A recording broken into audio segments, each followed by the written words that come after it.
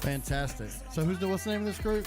Halsey? Halsey. I think it's just one girl. I want to welcome Carolina Oliveris into the studio. How are you doing? I'm great. How are you? You have this, right? You own this music. I own the CD, yes.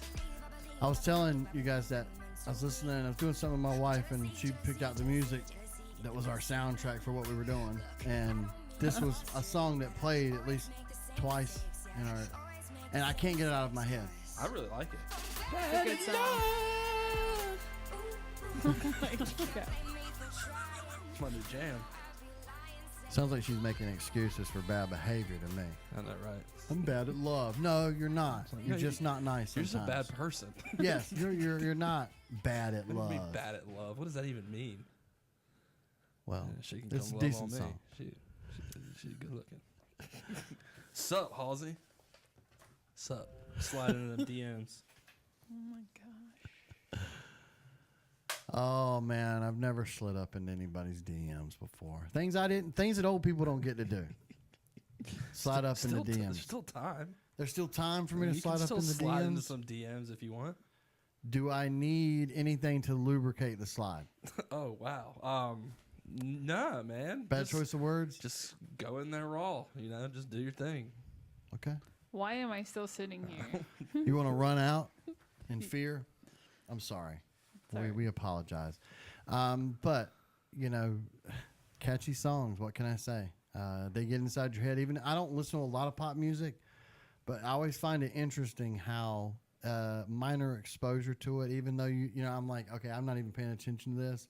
But then in your head, hours later, you're in there, I'm bad in love. Ooh, I'm cooking. And my wife's like, are you singing that song? I'm like, yes. Her name's not even Halsey. What is it? Ashley Frangipane. Frangipane? Frangipane. So that explains. Halsey is Okay. a lot better. Yes. Than, Hi, I'm Ashley Frangipane. Right. Listen here, Toots. You need one of them showbiz names. Sorry, I'm an agent from the 50s. All right. And they call everyone Toots. Yes. That's a thing. That really happened back in the day. Taqueria San Luis. Guess what day it is? Taco Tuesday. $1.25 gets you a taco. Choose from chorizo, chicken. They call it pollo. They also have steak, but they call it asada. And there's this other thing, and I don't know what it is. What is it? What do you? Al pastor? Yes. Barbacoa. That's pork, right? Yes. Yes. Okay. So pick one of those things, and it's unbelievable. I love when they saute the onions too. These are authentic tacos. Okay. Mm-hmm. This is not. And can I say it that fast food place that has a bell on it? This is real stuff, real food. It's authentic. And today you can get tacos for $1.25. Get some of the nachos. Try the tortas. What's your favorite torta that they have up there? Al pastor. Because I like the cubana. The Cubana. cubana. Cubana, yes. Cubana. Oh, it's so good. Okay. I've never had that one. It's making me hungry. And if you're hungry, stop by Taqueria San Luis today, 1706 Highway 70, just outside of New Bern. Proud sponsors of today's headlines. By Jeff Miller, LATimes.com. For a player who hasn't as much as picked up at baseball yet, Shohei Ohtani certainly has been making news, or at least has been in the news. In the 24-hour period that preceded the Angels game Monday, one report indicated Ohtani would probably have elbow ligament replacement surgery, and another said the team is cautiously optimistic he'll return this season. Well, I know first and foremost, what really matters to us is us.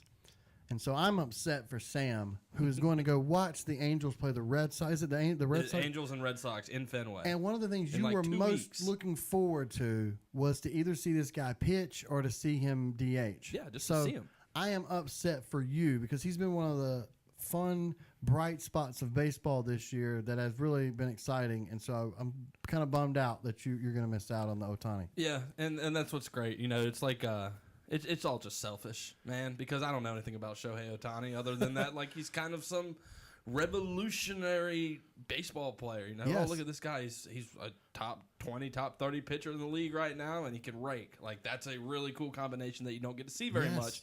And he's young and exciting, but yeah, I mean, it's like the fantasy football thing. Like when you get mad at the player because he got hurt or something, Yes. and you're like, wait a second, this is an actual human being who has a life and he has a career, and realistically, this is probably the smart move for him to go ahead and get the Tommy John. Now, they haven't necessarily said he is going to get Tommy Yes. John surgery. He's got a sprained UCL, ulterior collateral ligament or something I'm going to take your word in for his it. arm. Yeah, it's something he's kind of been dealing with. He had a PRP shot, which is a platelet-rich plasma injection. I guess it's supposed to. It's like a legal steroid. Okay. Essentially, Lonzo Ball's actually getting one of those too, and he's not even allowed to play basketball for a month. He's getting one in his knee. But so they're still kind of weighing their options, it sounds like. But I think that it's more interesting because the larger discussion and everything that is sort of developed with baseball over the last, I feel like, decade, is Tommy John surgery used to be like last resort. Man, you've got to get Tommy John surgery. Now it almost seems like Tommy John surgery can be a preventative measure for pitchers. You know, it's like okay, we could see there potentially being some issues while you're young. Let's go ahead and give you that surgery. It basically is just going to strengthen up that elbow, and you'll be good for the rest of your career. We don't have time to talk about these things right now, but let's face it, by the time a lot of guys, including Ohtani, reach the major leagues, they've thrown so many pitches in school ball and travel ball and all these other things. It's something that a lot of people have been talking about. These young guys, young kids essentially wearing out their arms before they even get to Major League Baseball.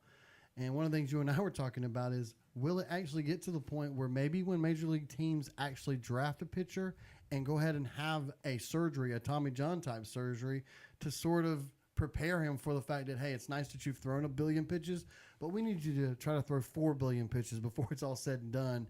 And so I hate that. If he ends up having Tommy John surgery, he won't be back until 2020 because at this time of the year, I think it takes like a year and a half or more to kind of go through the entire rehab process.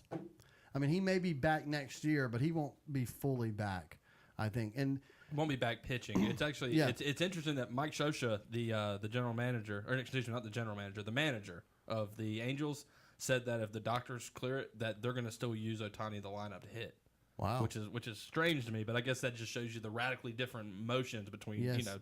up there and pumping 95 miles an hour worth of gas to the catcher's glove every pitch, or just swinging a bat 7-8 times a game. Well, I was telling you what I hope that it would eventually do is change the standard that just because you're a major league pitcher, we don't really want you to hit. I think because a lot of these guys that were great pitchers and hitters at some point, and then once you get into Major League Baseball and you're a pitcher, they're like, whoa, whoa, whoa, no more hitting. No more hitting. You don't hit. Right. Don't pick up a bat. No BP. I mean, and I think that's crazy. I mean, why Yeah. not let these guys? To me, I love a pitcher that can hit. I think they're fantastic. I mean, we're not too far away from Madison Bumgarner being talked about to be in the home run derby. It was just 2 weeks ago. Jake Arrieta lost a game where he threw he threw a shutout game essentially for the majority of the game. I think they ended up losing 2-1, and the one run the Phillies had was a Jake Arrieta home run.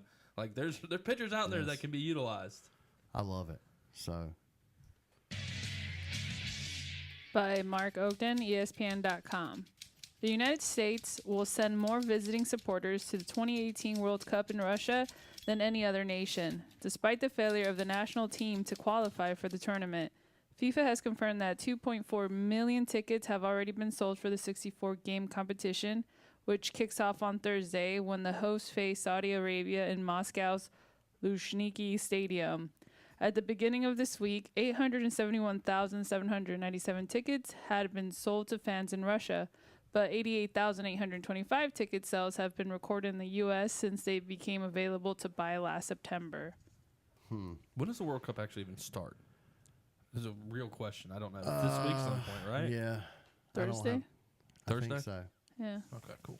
So, well, and it's one of the things I think we said when I was doing all these rants about the U.S. soccer team not making the World Cup and how upset I am. My wife and I have decided that at this point, it's between Argentina or Mexico as to who we're going to root for because Italy's not in it this year. Neither is the United States. So that's typically the two teams that I root for.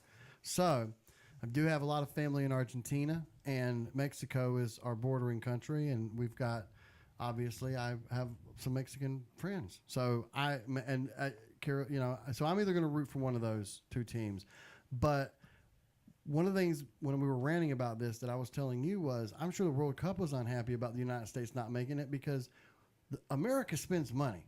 Mm-hmm. We, more than anybody, are the kind of people who would fly over to go see a sporting event. We as a country are the ones who, I think a lot of these world sports, whether it's international soccer, whether it's Formula One, have noticed, wow, if we can get Americans interested in that, they've got a lot of disposable income and are ready to go and do these things. I think, in my opinion, the World Cup had been escalating to a point where it was to me is just as big as the Olympics every 4 years. And if the U.S. is in it, to me it's even more popular than the actual Olympics because of what goes on around it. But with no U.S., I think it still hurts. And it's hard, as I was saying. You're going to get me. I'm going to watch it.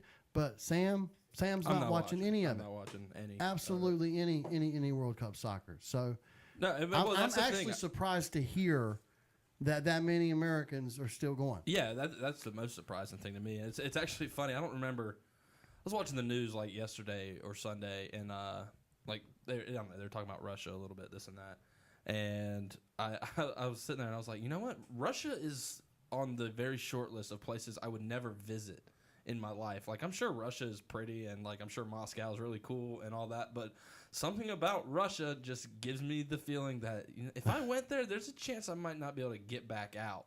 So it's one of those countries to me. Like, I know it's not like a, say what you want about Vladimir Putin, but he's not like some hardcore crazy dictator who's like doing whatever. Like, he can come in and out of Russia. The way most people feel about China and North Korea, you feel that way about Russia. Yeah, Russia kind of scares me a little bit. Like, want to be friends with them, don't want to, mess with them either. It's like, okay, well, y'all just do your thing. So that's why it was kind of surprising to me to see this many people, especially on a year when, obviously, as you said, the U.S. isn't even in it at all. But I wonder, just because you were talking about just how the United States travels, and when the reason I'm not watching the World Cup is because I'm not a soccer fan.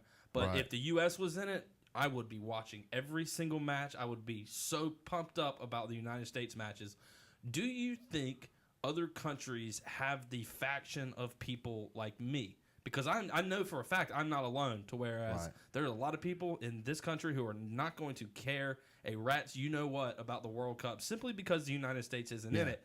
And I don't know if it's just because of the popularity of the sport in our country, and I know it's growing, but it's still a fringe out there sport. Other countries, I guess, since more people love it, it's the international game. Yeah. I feel like there's fans. Okay, so what? Italy's not in it, but people in Italy are still going to be diehard watching the World Cup.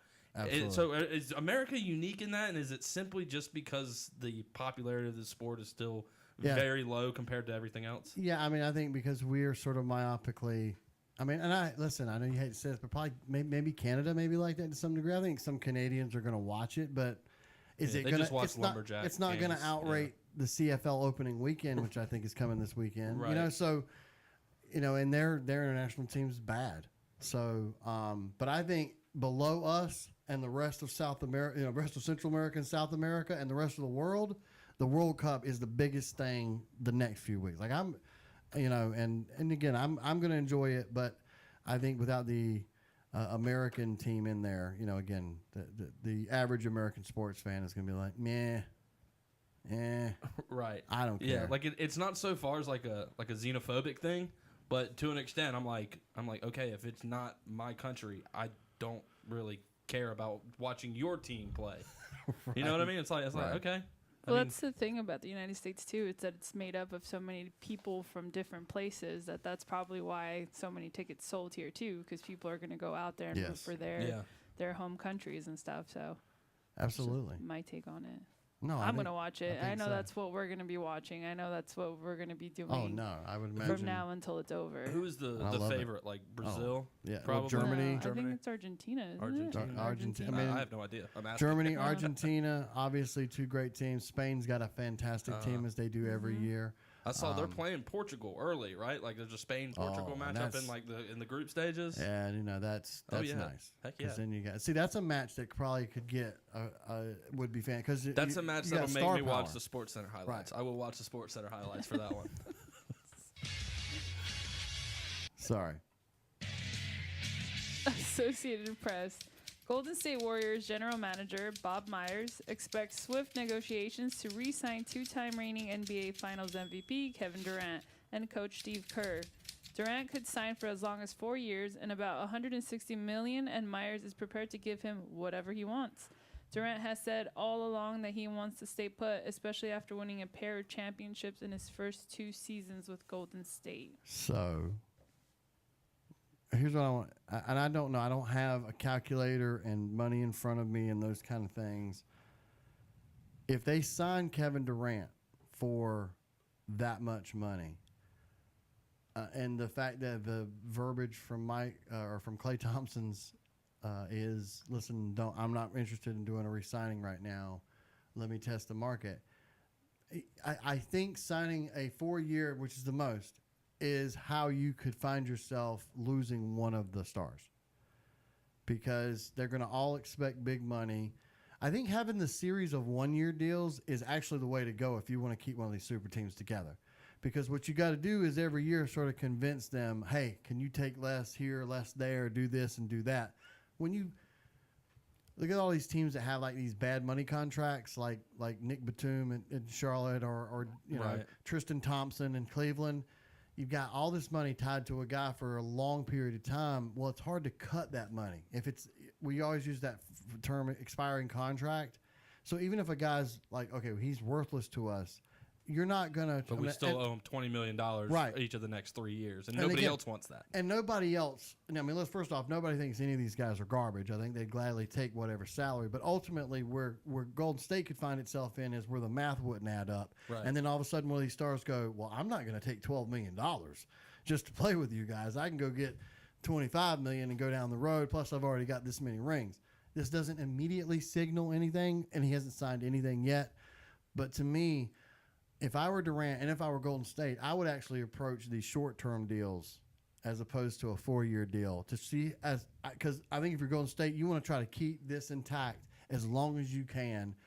And to me, tying anybody down obviously keeps you Kevin Durant, which means you're going to still be a contender. But the problem is, if Kevin Durant finds himself without one of those stars, and then one of them gets injured, it's still going to be tough, especially in the West. Yeah, I just don't see how you do the 1-year deals constantly, though, because if you do that, you're just setting yourself up to be completely abandoned at some point. And the money, and Like Cleveland. the number, yeah, right. The numbers are still going to add up to be the same. You know what I mean? And I think if you look and you say, okay, well, they've got Klay for at least 1 more year. They've got Draymond for at least 2 more years.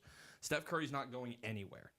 Steph Curry's going to have the same situation. But I think if you're going to try to keep some, because at the end of the day, look, Golden State would love to keep this core together, but more importantly, the goal for Golden State is to be competitive every single year. And I think if you say, how are we going to be the most competitive we can be for the next decade, what you do is you sign the second best player in the game to a as long of a deal as you can get them there.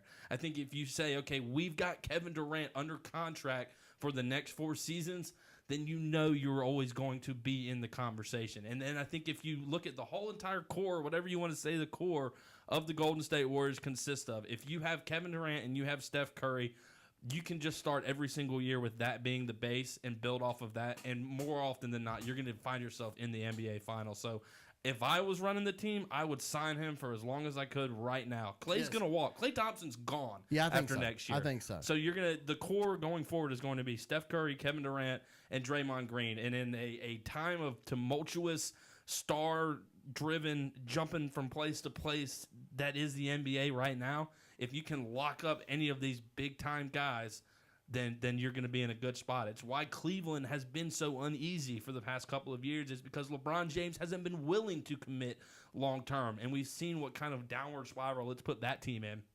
So I think the smart move, I'm completely actually against the whole idea of signing 1-year deals, because you just have yourself in limbo every single offseason. If you have the long-term deal, you can find the pieces to place around the guys, but you can't replace a guy like Kevin Durant. Once he's gone, he's gone. I mean, maybe you've talked me into it, but if you take the idea of, listen, we're going to lose Clay, don't worry about Clay. Right. Like, listen, we'll have to figure out It's like, life well, we still without have Clay. Kevin Durant. We're in a good spot. And by the way, Steph Curry signed that 5-year max contract last year. Okay. 5 years, $201 million, or an average of $40.2 million per year. Woo! 40. And that's what KD's going to be getting. $2 I think million. I think it's 4 years, $160 million total is what they can offer KD. My goodness, Carolina, Mark? let's get out of here. Well, we got to still do the show. You get out of You here. get out of Get here. out of here, Carolina. So You happy. got God, you haven't done any work today. Okay. I'm going to have to see you in my office first thing. We'll come back.